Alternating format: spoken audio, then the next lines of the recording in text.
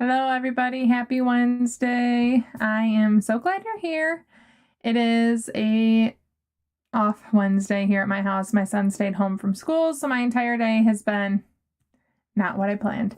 So he's doing well. I think he very much should have gone to school today, but it's the season where sickness and colds are running all around the schools, back to school bliss, and I just didn't want a chance when he said he didn't feel good this morning. Bottom line, he'll be back at school tomorrow. So my day's just been a little off, and I look forward to chatting with you guys. I do still have to leave right after 2 to get my other kids, so let's see. Marla, hello. Okay, Carl says, I'm waiting because I need help and blood work came back worse than ever. Well, I know I've said it a million times, I am not a physician, so I have very little information to go off of with that. One, I hope you are talking with your physician about this. Two, I don't know your fasting regimen, what you're eating, and even if I did, I am not a physician to take blood work, which I know very little about, and to pair it with things. So I know from talking to my physician that all of mine have improved. The only thing that I know is sometimes cholesterol can go up because you're burning fat. More of it's going to be in your bloodstream. I think that's the basic idea that I have learned. But I don't know what about your blood work came back worse. And I also don't know what you're doing. But I guess my advice would be to talk with your physician about it. I wish I had more advice for you, but I don't. And I feel like it's totally outside of my expertise to even try, to be honest. But I'm sorry that it came back worse. Also, before I go back to that, or before I move on from that, if you feel like sharing again in a future live what you have learned, I would love to hear back. I think it's really great when people share their personal experiences, and I actually am going to share my actual blood work 2 years apart, both within fasting, just so people can see proof that I am seeing improvements, I guess. But that doesn't mean I actually have knowledge of why this is an improvement. I just trust when my doctor tells me it's an improvement, if that makes sense. But I'm sorry, I have nothing more for you. Stephanie says, hi from, okay, which one's the long A? I think the short A. I have a first grader. I should know this. We're learning to read. Nevada? Not Nevada? I don't know. Hi, Stephanie. Hi, Emily in Alabama and Alina in Florida. Hello, everybody. Alina says, hi, Jackie. Do you have any tips for volume eaters? OMAD only helps me maintain my weight just above a normal BMI. If I want to start losing, what are some options? Well, I am 100% a volume eater, and I find that OMAD helps me. However, if you're approaching OMAD where every single day you have a 3-hour OMAD, maybe try to have a shorter OMAD. I will eat all of my food in 35 minutes and I get full. It still is quite a bit of volume, but I'm very satisfied. And then I close that window right when I'm full. And it makes me feel satisfied. My window's closed. And then I don't have the desire to open my eating window in a couple hours because I'm already 2 hours into my next fast. So I wouldn't do OMAD where every single day is a giant window. I don't know if that's what you're doing, so I'm not suggesting that you are. Also, things that have helped me as an OMAD eater, well, one, I do know I could lose weight if I made food changes. I'm just happy to get where I've been and maintaining there. I have found that not eating sweets right when I open my eating window, if I do that, I snack and I want a lot more snacky type foods. So if I eat a vegetable or protein or cheese, pistachios, cottage cheese, that kind of stuff helps me to not feel super snacky and have a more snack or sugar-filled OMAD. So I focus on opening my eating window with things that aren't sugar, but that I also really like. So I'm not opening it with, I'm trying to think of carrots. I don't dislike carrots, but it's not delicious to me. So I might open my eating window with cauliflower, and I really love cauliflower, or salt and pepper pistachios or cottage cheese, things that I still really like, but also help me feel better the rest of the eating window. So I do that. And then the other thing is, I do think personally that as I wanted to lose weight, having a down day and an up day at least every week was very instrumental in losing weight. And then when I do definitely find that I eat a lot in my OMAD, so that is much more of a maintenance doing OMAD every single day. But when I had the down day and the up day, that variety, the really long fast, and I think even this isn't something I do intentional, but it's very based on my schedule. Having the days where I have a 27-hour eating window because I ate early one day and then my OMAD the next day was later. Having days like that where I get nice long fasts in between, I think is helpful as well. So those would be my tips. Hello, pink waving hand. I don't get to see that emoji on StreamYard. I'm sorry, but I'm waving back to you. Hi, Tina in South Carolina. Okay, so Stephanie's encouraging Carl to join Jen Stevens. She definitely has much more of a science brain and might be able to help with that. So I'm not a part of the paid community, but I do very much value Jen's insights, obviously. I hope your appointment Friday goes well. Alina asked how much water I drink in a day. So I don't actually know because I don't track it. When I have tried to track in the past, again, you guys know I just kind of like to do what feels good. But I would say at the very least I drink a liter of water a day because I almost always have a bottle of my sparkling water. And so that's a minimum. And then like ice water, cups of water here and there. I like to have ice water in the morning, but I don't actually measure it. I also know I drink a lot more water in the summer than I do in the winter because it's very refreshing.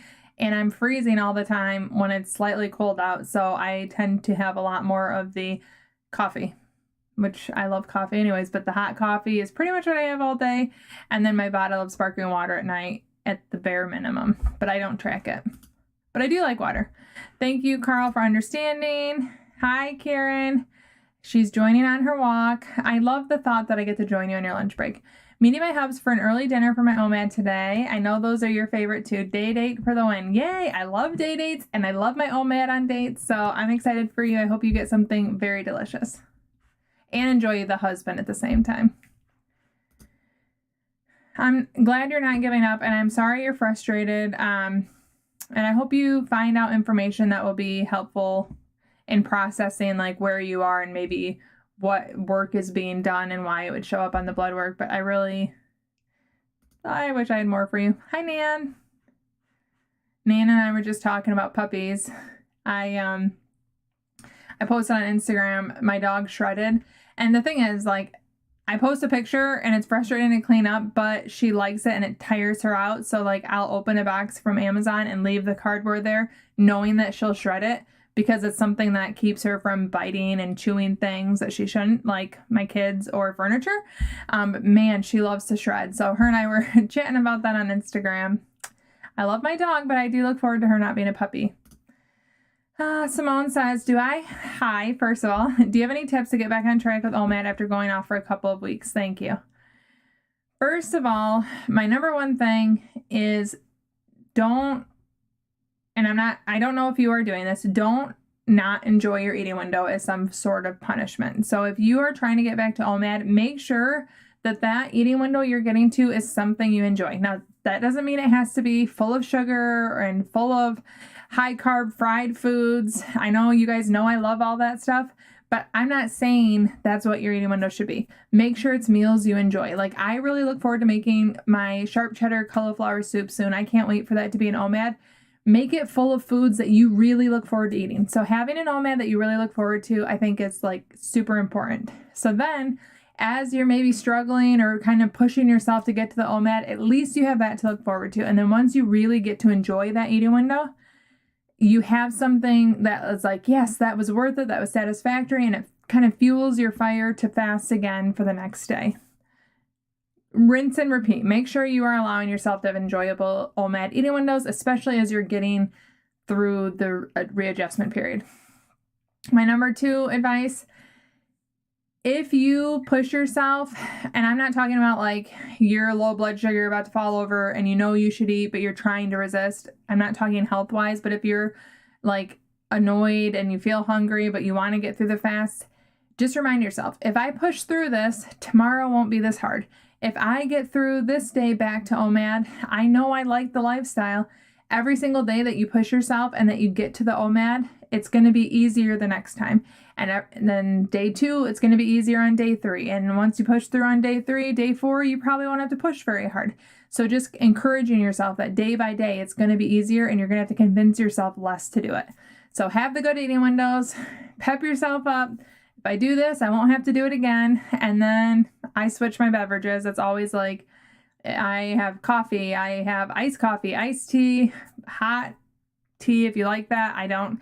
And also sparkling water. Rotate it. When you get hungry, instead of breaking your fast, have a new beverage. That is like something I do. Even if I have a cup of coffee that I could reheat, I live very close to Panera, so I'm not driving 10 miles to go do this, but I'll be like, hey, I'm going to go get this errand done and I'm going to get a fresh cup of Panera coffee, or I'll brew myself a fresh cup of coffee. That's the kind of stuff that I do. But I'm cheering for you, Simone. You can do it. And just remind yourself, every day that you get past is one less day you have to adjust again.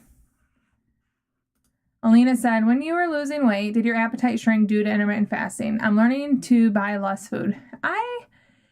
I think for the most part, I still have a very similar appetite when I'm eating. However, I'm less likely to finish my plate just because it's full. And as I read this question, the carrot cake that I absolutely love from Disney popped in my head. It was literally my favorite thing I ate at Disney. It was from Wolfgang Puck's restaurant. I don't know what made it so pillowy and delicious. It was the best thing that I ate, but I ate it at the end of my eating window and I couldn't finish it. And I think previously I would have ate it just because it was that good and I didn't want to waste the food. But now as a faster, even though I eat a lot of food and I still really love food, when I get to a point of satisfaction, I see myself eating it as a waste, the same as if I threw it away. So I have the ability to stop eating when I'm actually satisfied. And I never had that before because it was kind of a now or never mentality, which I've lost a lot of that now or never diet mentality. And I can stop eating when I'm satisfied and leave food, even if it gets thrown away, which I do hate throwing food away. I now realize that me eating it is the same as me throwing it away when I'm not hungry. Like, it doesn't provide better value when it's not actually nourishing me, if that makes sense. So I'm able to leave food behind when previously I probably would clear my plate more. But I do still feel like I have a very hearty appetite. I don't think that my portions really have shrunk too much, if that makes sense. Whew, I am getting behind. I am so sorry. Let me see here. Did I miss this? Sorry. Oh, okay. So Tony says, what do you think is a good starting place for wanting to test this way of life? Just jump in and not worry about calories, like focus on times you eat or eating window. Yes. So I do think this is based off my personal experience. So people can be different, but I very much was sick of food rules. So for me, to eliminate those food rules and to just focus on I'm either eating or I'm not, that was a very narrow focus, and that let me get good at fasting. So that is what I think works really well. Focus on, are you eating or are you not? Have a good fast, clean fast, coffee, tea, water, and then when you get to your eating window, enjoy it. Because when you enjoy it, you're going to have the excitement to do it again the next day. And I very much still remember when I started thinking like, wow, that was a really enjoyable eating window. I could do this tomorrow. And it felt almost like a cheat code. So then I had the excitement to fast, knowing I was going to also enjoy my eating window later in the day. So I would definitely focus on getting really good at fast. That would be my number one thing if you're starting. Focus on fasting. I also think reading books like Fast, Feast, Repeat, someone that has collected and has a really great, I'm trying to think of, it's not curriculum, but it almost felt like it to me. Jen Stevens is a teacher, but she digested research. She's sharing a lot of information from scientists, and then using her teaching acumen to put it all together and share her experiences. the way she encouraged me was it made me believe in fasting, like why I was doing it. So then when I enjoyed it and I thought I was doing great for myself, I very much felt fueled to keep going. So I would read about it and I would focus just on either eating or fasting, getting really good at fasting. And when you're in your eating window, I wouldn't start with counting calories, trying a certain diet, making sure you got 3 workouts in or even a workout a day. Focus just on getting good at fasting, and developing that habit is going to leave room in your head and your day to add in other habits if you want to. Hi, Courtney.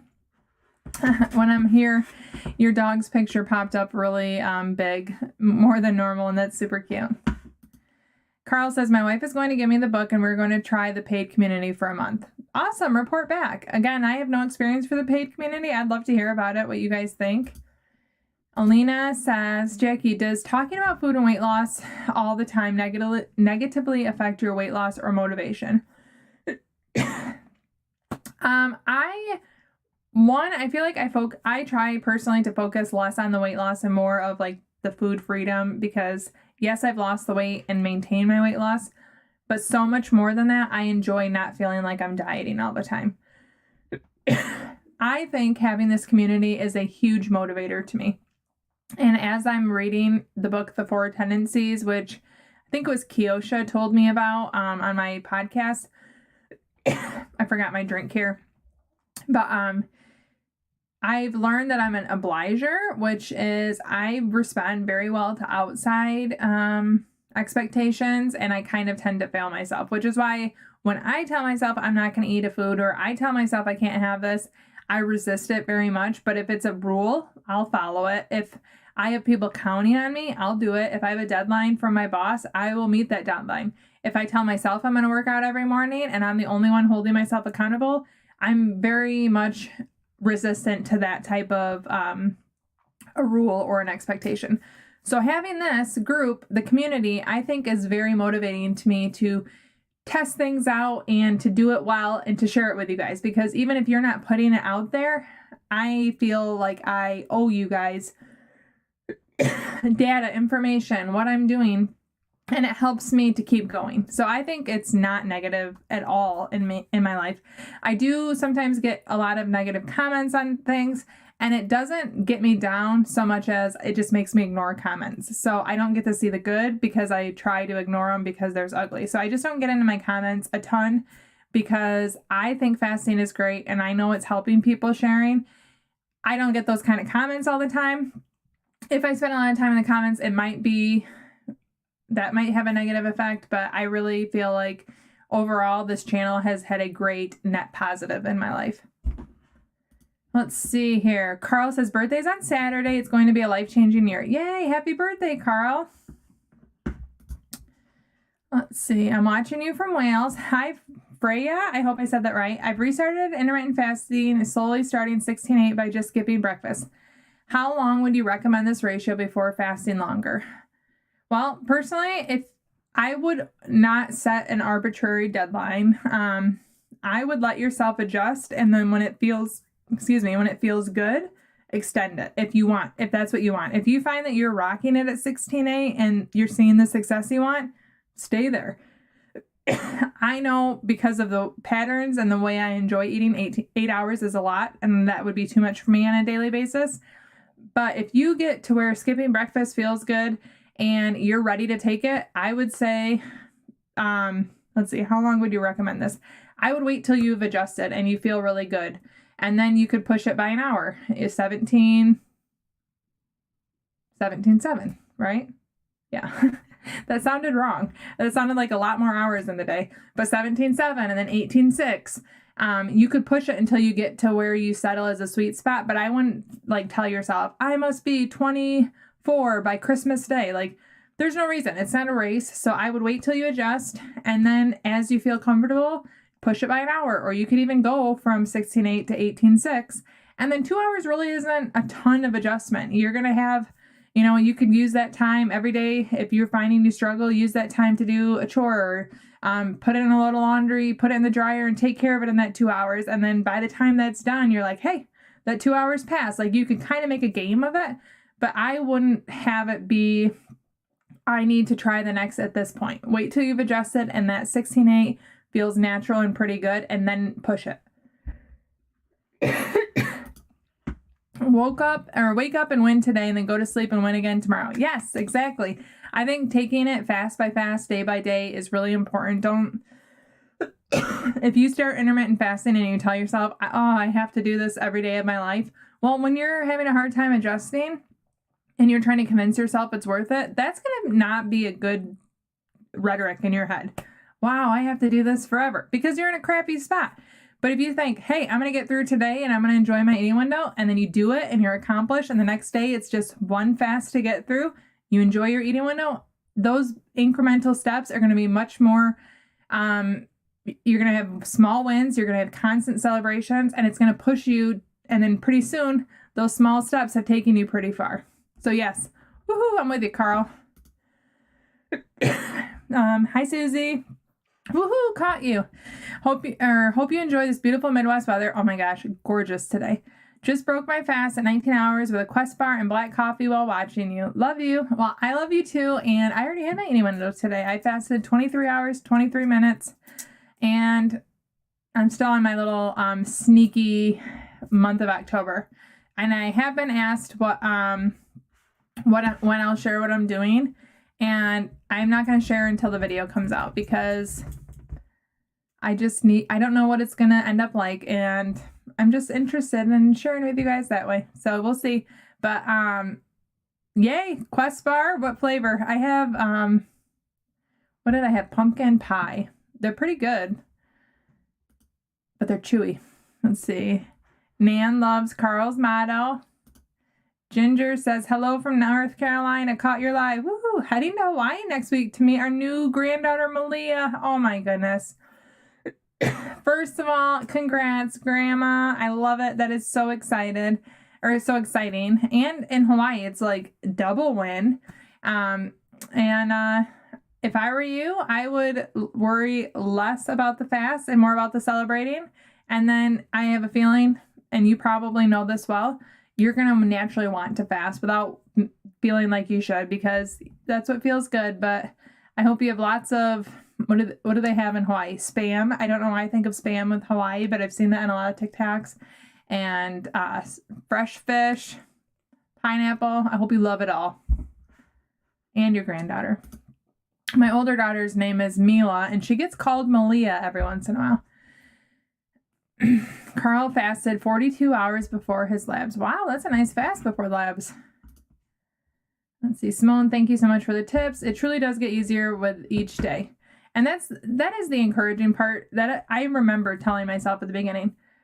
And I took my son, this is going to sound silly, I know I've shared this before, but I remember taking my son to parks every day, or about every day. I think it was pretty much every day when we started fasting, or when I started fasting, because it was a huge distraction. Pack to get there, drive there, go to the park. He never wanted to leave, so I would stay for a long time, and then to come home. It was just a nice chunk of day where I was distracted. I'd walk, I'd listen to podcasts, I'd take a book, all things I love to do, and it helped me get through. But every single day I'd think, okay, I'm going to get to my own man, I'm going to enjoy it, and pretty soon it was like, oh, this is my life now.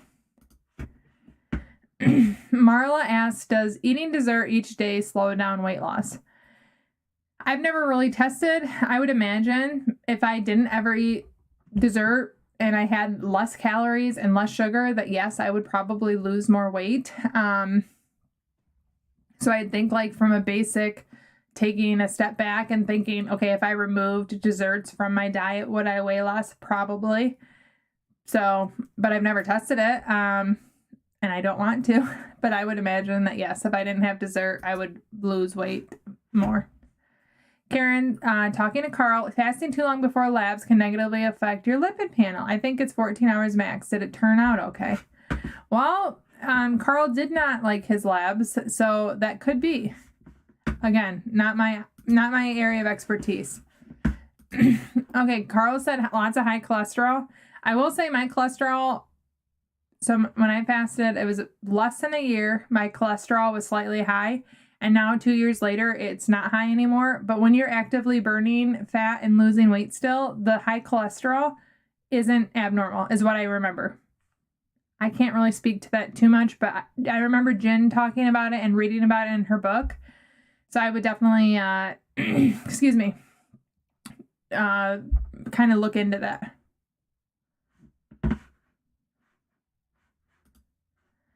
Tony says, thank you. I did it before with Diet Brain and gained all my weight back when I stopped. Now I want to do it again without Diet Brain. How long to try? I'm guessing it says OMAD before adding in exercise. Again, honestly, if I were you, I would literally focus on getting to the fasting schedule that you want, and then you can add on the exercise. And I'm not saying don't exercise, but I wouldn't like track mileage or how many minutes of cardio or start a new program.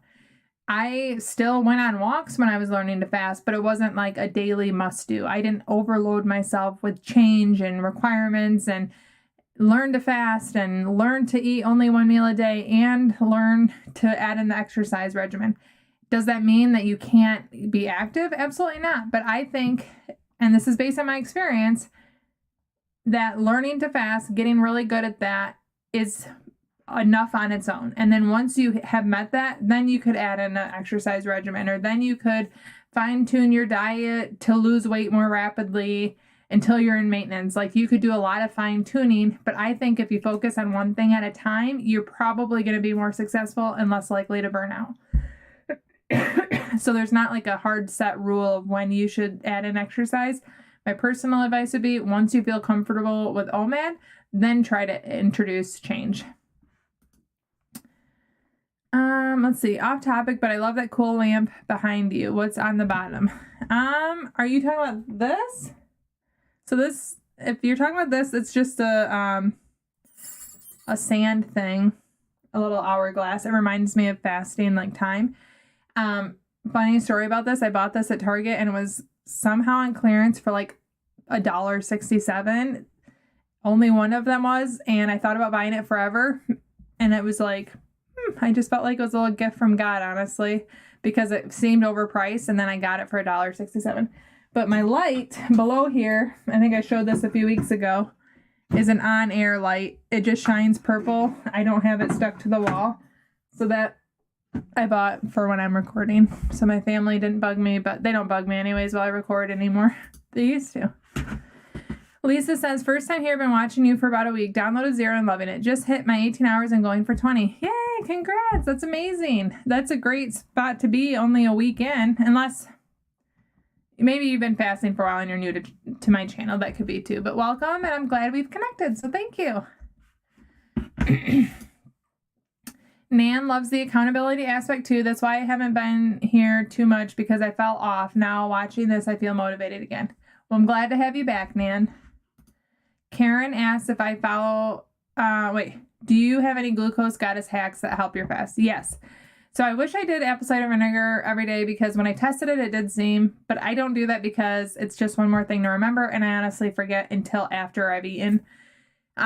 I try to always eat my vegetables first, and I think it helps. Also, one of her hacks was to dress your carbs, like put clothes on your carbs.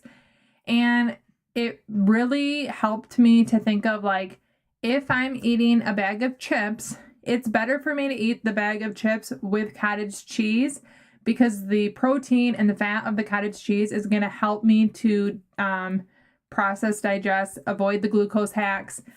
The carbs of the chips, it's much better to put clothes on my carbs to have those healthy parts than to simply eat the chips alone. And again, going simply back to Diet Brain, I would think, well, it's better to just eat chips than to eat the same amount of chips with cottage cheese, because you think, then I'm also adding calories and I'm adding fat. Well, one of the hacks is to add the protein and the good fats. It's better to do that when you're eating the bads or the chips or whatever. It's going to be better in the long run to eat more than to just eat the chips. So I don't know that it's like I've implemented it, but I feel like I have more permission and I feel better about it. And then the other thing, and I always did this, but it helps me to feel better about it. When I close my eating window, I like to eat my dessert basically right after I eat dinner, and that helps to avoid sugar spikes.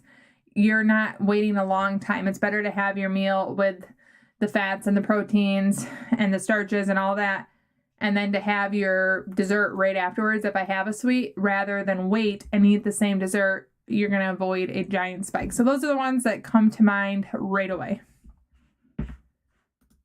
Let's see. Thanks for all the inspiration. You're welcome, Karen. Thanks for being here. Chocolate chip. I don't even remember what we're talking about, but that's one food that I hate. I hate chocolate chips, so I'm sorry. Hey, Mom. Hey, Aaron. Is that from the Aaron skit? I can't remember their names. Down your camera. I don't think I'll move my camera if that's what you're suggesting. Karen says, yes, thank you. Labs are crazy in the weight loss phase. Carl asks if fasting helps acne. My fasting certainly helped my acne. Well, I didn't wash my hair today, so I don't even have makeup on. But I used to have all across my forehead little acne bumps, and it went away while I was fasting. And then my skin has greatly improved, but I get like when I'm sitting at my computer, I pick at like a blackhead. That is not fasting. That is my own personal bad habits. But my acne has significantly improved. My skin has significantly improved. And I do attribute it to fasting, to be honest. Advice for making through the night fasting. Honestly, I don't really have a hard time. I do save my sparkling water for night. And it's honestly, it sounds hokey or like I'm making it up. I look forward to every single night, right around my kids going to bed, I open my liter of sparkling water. I love it. Every night I have one. Every night I have one available. I don't always have it, but I love it. And it's something I look forward to. So it feels like a treat and a snack at this point. And I hate saying it that way because I'm not like, oh, your treat of the day is water. I'm not at all saying that, but I save it for the end of the day. So I look forward to like the extra bubbly carbonation. It's the only time of the day that I drink a fresh bottle. Now, if I don't drink the whole thing at night, I will drink the rest of it in the morning, but it's not the same as like a fresh open one. So that helps me when I'm like at the beginning of my eating window to go to bed. But I do like to eat later in the day generally because I like to be more full. I don't want to be stuffed when I go to bed. The longer I fast, the less I can even feel comfortable going to bed super full. I used to love snacking right before going to bed, and I don't like that anymore. But honestly, I feel like repetition and doing fasting, it just makes it easier at night. But maybe save a beverage that you like or make yourself a fresh cup of decaf coffee at night. Kind of more of a ritual that you can build that you can start to look forward to and stop wanting to snack, I guess. Or move your eating window to snack at night. Kieran says, I'm so with you. I started putting the ACV on my dinner table. You know, I maybe should do that because that would be helpful. And I actually like, someone had suggested sparkling water with apple cider vinegar and Element, and I really like that. So I might have to have it out so I think of it, because I think of it after I eat and I'm like, no, because you want to have it before you eat. Let's see. Yo says 66 hours and we'll break fast and 2 more. Ooh, my longest fast ever. Well, congrats. I'm cheering for you and I hope you have a very satisfying and delicious eating window. So yay, that's exciting. Carl says cottage cheese dip. So this is something from my mom who's on here. She used to dip, she still does, chips in cottage cheese. So that's what I was talking about. I didn't make a dip out of it. Although just a few days ago, I looked up how to make queso from cottage cheese. And I think I'm going to try that. I love cottage cheese on its own, just black pepper or everything bagel seasoning, and then scooping chips in it. So I just use cottage cheese as a dip. Yes, I'm guessing, Carl, you mean sleep is how to get through night fasting. I definitely agree. Sandra asked for a video sharing my homemade tomato soup. I have one on my channel. It's pretty old. It's before I exclusively did fasting. I have a tomato soup recipe. So just like if you're on my channel, search tomato soup and make it in the Instant Pot. And it's one of my absolute favorites. I've also never had anyone make it and tell me they dislike it. I do get people like, oh my gosh, I tried it. It's so easy, so good. It's so good. Christy says, hey, Jackie, glad to catch you live. I binge watched all your videos. You have really helped me on my fasting journey, 13 kilograms down and counting. Yay! I am so honored to be just a small part of your journey. It makes me so happy every single time I hear it. And I'm really proud of you. And I'm glad to have you here. Thank you for sharing. Christy, okay. So do you have any tips on social pressure to break your fast early? I've had very few people really pressure me. There was one person, and I wasn't even close to her. I really barely knew her. Probably a reason our friendship really didn't go too far. But we were at a Halloween event earlier in the day, and then later in the day, it was going to be like Halloween dinner and trick-or-treating. So I was waiting for later in the day. Like, I really looked forward to what I was eating. And she kept saying, oh, don't you want to just eat this?